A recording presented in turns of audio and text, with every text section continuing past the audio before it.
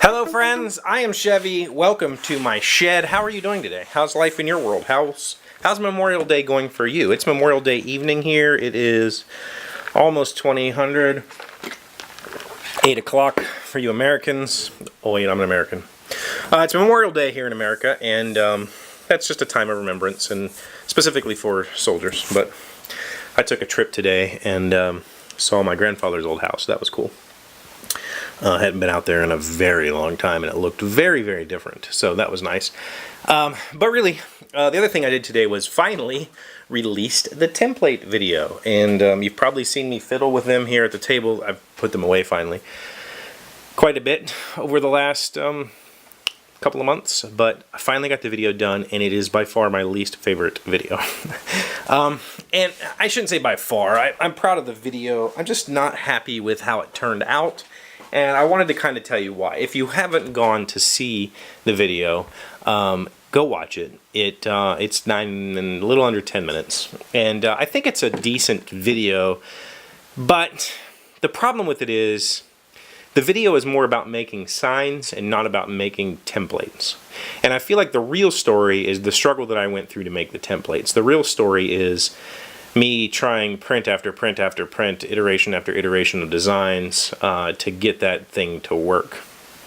Trying different, making my own router bases, making my own guide bushings, all that stuff before I found a system that worked.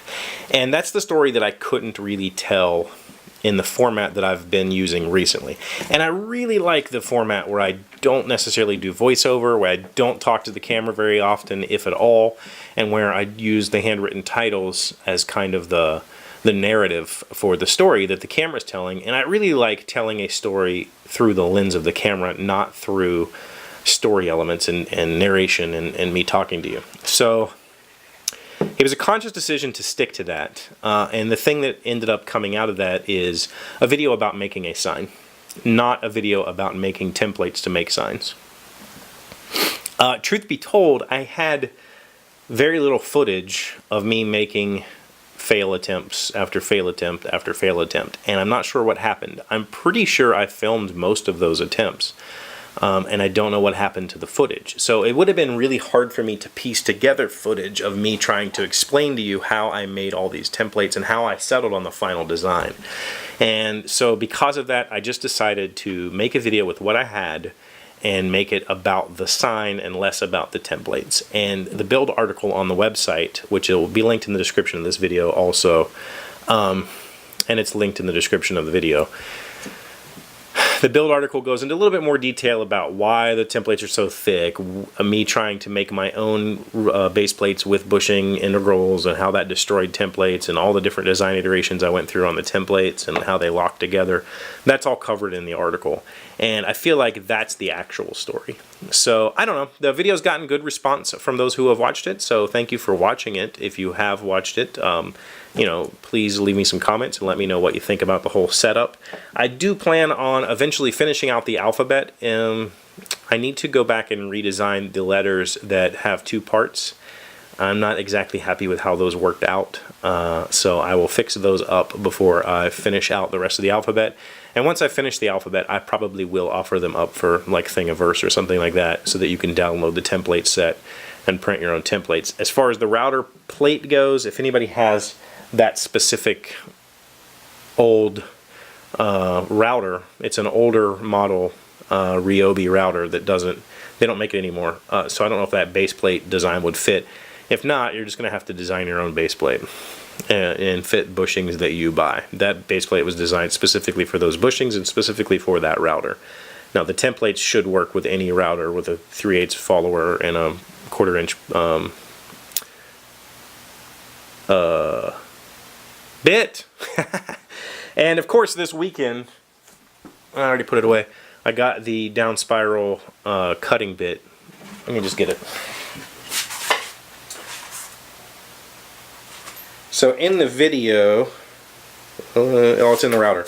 In the video, I used, I want to say I used this particular little 2-flute cutting bit, and this works well, but it causes a whole lot of tear out on the top of the letters. And because I was using that weathered pallet wood, I really didn't want to sand the whole surface down. I wanted to leave that gray weathering, so I ended up just working the edges to try to fix that. What I should have been using